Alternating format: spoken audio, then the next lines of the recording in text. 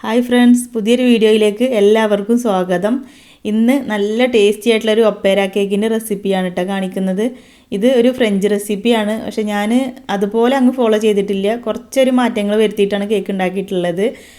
പിന്നെ ഇതിലേക്ക് കൂടുതലായിട്ടും യൂസ് ചെയ്യുന്നത് ബട്ടർ ക്രീമാണ്. ഞാനിതിലേക്ക് വിപ്പിംഗ് ക്രീമാണ് കേട്ടോ ചേർത്തിട്ടുള്ളത്. കഴിക്കാൻ നല്ല ടേസ്റ്റാണ് ഈ ഒരു കേക്ക്, നല്ല സോഫ്റ്റുമാണ്. പിന്നെ ഉണ്ടാക്കാൻ അത്ര ഒരു റിസ്ക് ഒന്നും ഇല്ല കേട്ടോ. കാണുമ്പോൾ തോന്നും ഇതൊരുപാട് ബുദ്ധിമുട്ടാണ് ഈ കേക്ക് ഉണ്ടാക്കാനെന്നൊക്കെ, പക്ഷേ ഒന്ന് രണ്ട് കാര്യങ്ങളൊക്കെ ശ്രദ്ധിച്ചാൽ നല്ല ഈസി ആയിട്ട് തന്നെ നമുക്ക് ഉണ്ടാക്കിയെടുക്കാം. അപ്പോൾ നമുക്ക് വീഡിയോ ഒന്ന് കണ്ടു നോക്കിയാലോ.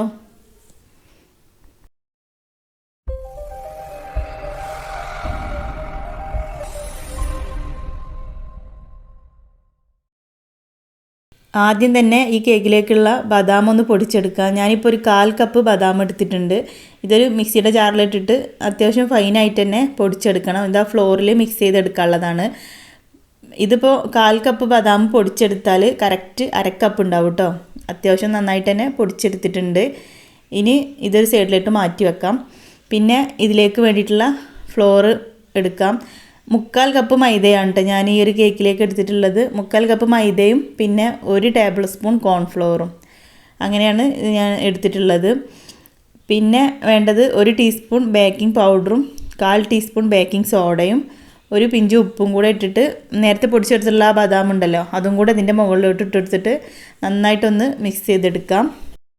ഒരു പ്രാവശ്യം അരിച്ചെടുത്താലും ആ ബദാമിൻ്റെ ചെറിയ തരികളൊക്കെ ഇതിൻ്റെ അടിയിലുണ്ടാവും കേട്ടോ. അപ്പോൾ അത് പുറത്തേക്ക് കളയൊന്നും വേണ്ട. ഈ ഒരു ഫ്ലോറിലേക്ക് ഇട്ട് കൊടുത്തിട്ട് ഒന്നിച്ച് ഇതുപോലെ ഒരു വിസ്ക് വെച്ചിട്ട് നന്നായിട്ട് മിക്സ് ചെയ്ത് കൊടുത്താൽ മതി.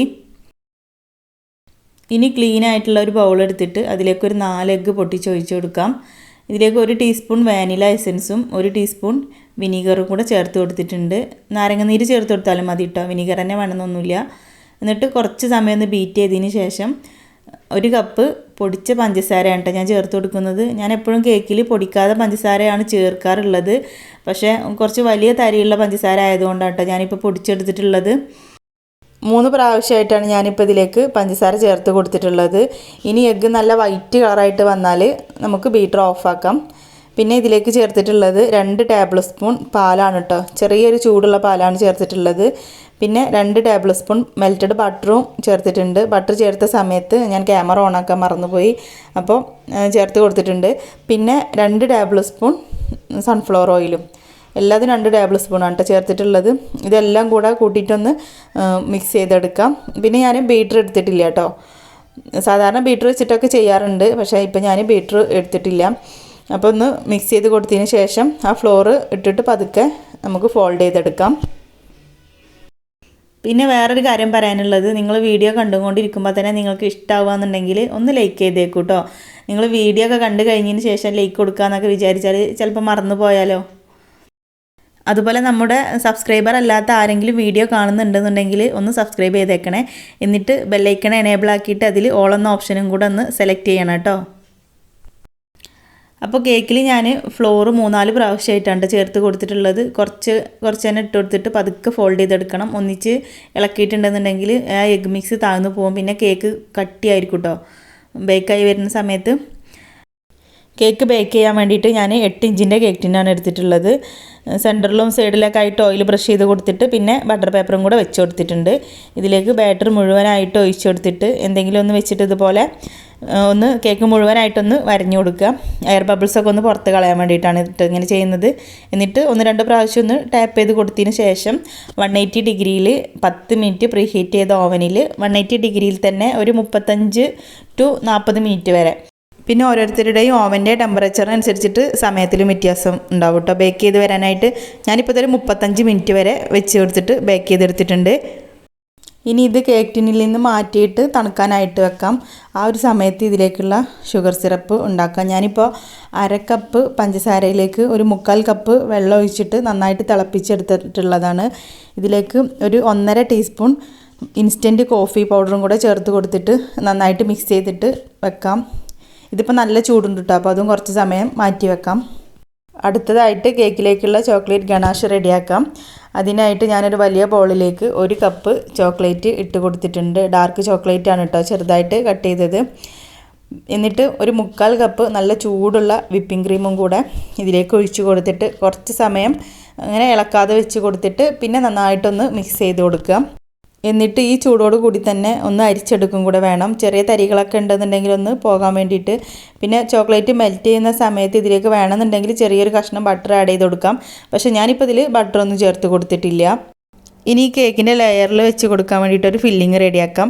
അതിന് വേണ്ടിയിട്ട് ഞാൻ 1 കപ്പ് നട്ട്സ് പൊടിച്ചത് എടുത്തിട്ടുണ്ട്. കാഷ്യൂനട്ടും ബദാമും കൂടെ മിക്സ് ചെയ്തിട്ട് പൊടിച്ചെടുത്തിട്ടുള്ളതാണ്. ഇതിന് പ്രത്യേകിച്ച് അളവൊന്നുമില്ല കേട്ടോ, കയ്യിലുള്ളതിനനുസരിച്ചിട്ട് ചേർത്താൽ മതി. പിന്നെ ഇതിലേക്ക് നേരത്തെ തയ്യാറാക്കി വെച്ചിട്ടുണ്ടായിരുന്ന ആ ചോക്ലേറ്റ് ഗണാഷിൽ നിന്ന് 1/2 കപ്പ് എടുത്ത്, പക്ഷേ ഞാൻ മുഴുവനായിട്ടും ചേർത്ത് കൊടുത്തിട്ടില്ല, പകുതി ഒഴിച്ചു കൊടുത്തിട്ട് മിക്സ് ചെയ്തെടുക്കുകയാണ് ചെയ്തത്. അപ്പോൾ ഈ കാര്യങ്ങളൊക്കെ ചെയ്ത് കഴിഞ്ഞപ്പോഴേക്കും കേക്ക് അത്യാവശ്യം തണുത്ത് വന്നിട്ടുണ്ടായിരുന്നു. ഇതൊരു 3 ലെയറാക്കിയിട്ട് ഞാൻ കട്ട് ചെയ്തെടുക്കുന്നുണ്ട്.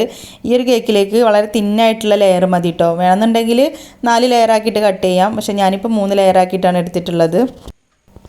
ഈ ഒരു സ്പോഞ്ച് നല്ല സോഫ്റ്റ് ആയിരിക്കും കേട്ടോ. അപ്പോൾ അതുകൊണ്ട് കട്ട് ചെയ്യുന്ന സമയത്ത് പൊടിഞ്ഞു പോവും. അപ്പോൾ അതൊക്കെ ശ്രദ്ധിച്ചിട്ട് പതുക്കെ തന്നെ ലെയർ ചെയ്തെടുക്കുക. ലെയർ ചെയ്തെടുത്തിട്ട് കുറച്ച് സമയം കൂടെ ഞാനൊന്ന് ചൂടാറാനായിട്ട് വെച്ചിട്ടുണ്ടായിരുന്നു.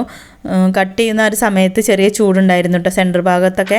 അപ്പോൾ അതൊക്കെ ഒന്ന് പോയി കിട്ടാൻ വേണ്ടിയിട്ട് ക്രീം ആഡ് ചെയ്ത് കൊടുക്കുന്ന സമയത്ത് ചെറിയ ചൂടൊക്കെ ഉണ്ടെന്നുണ്ടെങ്കിൽ ചിലപ്പോൾ മെൽറ്റായി പോകും. പിന്നെ ഞാനിതിലേക്ക് എടുത്തിട്ടുള്ളത് 1.5 കപ്പ് വിപ്പിംഗ് ക്രീം ബീറ്റ് ചെയ്തിട്ടുള്ളതാണ്. ഇതിലേക്ക് 2 ടേബിൾ സ്പൂൺ ചോക്ലേറ്റ് ഗണാഷും 2 ടേബിൾ സ്പൂൺ മിൽക്ക് മെയ്ഡും കൂടെ ചേർത്തിട്ട് നന്നായിട്ട് മിക്സ് ചെയ്തെടുത്തിട്ടുണ്ട്. അപ്പോൾ ഫസ്റ്റത്തെ ലെയറിൽ ഞാൻ ഈ ഒരു ഫില്ലിങ് മാത്രമാണ് വെക്കുന്നുള്ളൂ. പിന്നെ രണ്ടാമത്തെ ലെയറിലാണ് നേരത്തെ നമ്മൾ ഉണ്ടാക്കിയിട്ടുള്ള ആ ഒരു ഫില്ലിങ് വെച്ച് കൊടുക്കുന്നത്. ഇനി കേക്ക് ഐസിങ് ചെയ്തെടുക്കാം. ഞാൻ ഫസ്റ്റ് ലെയർ കേക്ക് വെച്ച് കൊടുത്തിട്ടുണ്ട്. ഇത് കോഫി സിറപ്പ് വെച്ചിട്ട് മുഴുവനായിട്ടും ഒന്ന് വെറ്റ് ചെയ്തെടുക്കാം. എന്നിട്ട് ഇതിൻ്റെ മുകളിലായിട്ട് ക്രീം ആഡ് ചെയ്ത് കൊടുക്കാം. ഞാൻ ഈ ഒരു ക്രീം ബീറ്റ് ചെയ്ത സമയത്ത് ഇതിലേക്ക് 1.5 ടീസ്പൂൺ ഇൻസ്റ്റൻറ്റ് കോഫി പൗഡർ ചേർത്ത് കൊടുത്തിട്ടുണ്ടായിരുന്നു. ബ്രൂവിൻ്റെ കോഫി പൗഡറാണ് കേട്ടോ ഞാൻ വാങ്ങിച്ചിട്ടുണ്ടായിരുന്നത്. സാധാരണ കോഫി പൗഡർ ഉപയോഗിക്കാൻ പറ്റില്ല. സാധാരണ ഈ ഒരു കേക്കിൽ ബട്ടർ ക്രീമാണ് കേട്ടോ ആഡ് ചെയ്ത് കൊടുക്കാറുള്ളത്. എനിക്ക് ബട്ടർ ക്രീം അത്ര ഒരു താല്പര്യം ഇല്ലാത്തതുകൊണ്ടാണ് ഞാൻ വിപ്പിംഗ് ക്രീം എടുത്തിട്ടുള്ളത്. പിന്നെ ഈ ലെയറിൽ കൂടുതൽ തിക്കായിട്ടൊന്നും ക്രീം ആക്കി കൊടുക്കൊന്നും വേണ്ട കേട്ടോ, കുറച്ച് തിന്നായിട്ട് തന്നെ ആക്കി കൊടുത്താൽ മതി. പിന്നെ ഫസ്റ്റത്തെ ലെയറിൽ ഞാൻ ഫില്ലിംഗ് ഒന്നും വെക്കുന്നില്ല. അതിൻ്റെ മുകളിൽ നേരെ രണ്ടാമത്തെ ലെയർ കേക്ക് വെച്ച് കൊടുക്കുകയാണ് ചെയ്തത്. ഇതും കോഫി സിറപ്പ് വെച്ചിട്ട് വെറ്റ് ചെയ്ത് കൊടുത്തിട്ട് ക്രീം ആഡ് ചെയ്ത് കൊടുക്കുക. ഈ ഒരു ലെയറിലാണ് കംപ്ലീറ്റ് ആയിട്ടും ആ ഒരു ഫില്ലിങ് വെച്ച് കൊടുക്കുന്നത്.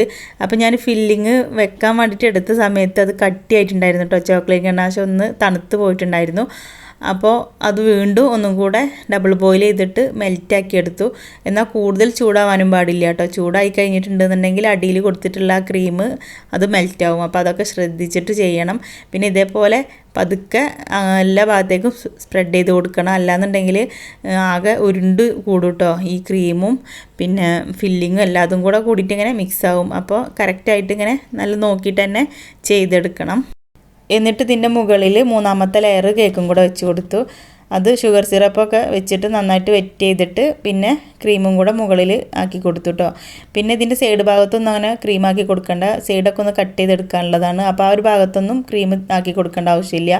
പിന്നെ മുകൾ ഭാഗം ഞാൻ അത്ര ഫിനിഷാക്കി എടുത്തിട്ടൊന്നുമില്ല, കാരണം ചോക്ലേറ്റ് ഗണാഷ് ഇതിൻ്റെ മുകളിൽ ഒഴിച്ച് കൊടുക്കാനുള്ളതാണല്ലോ. അപ്പോൾ അതുകൊണ്ട് തന്നെ അത്ര വലിയ ഫിനിഷ് ചെയ്തിട്ട് എടുത്തിട്ടൊന്നുമില്ല കേട്ടോ.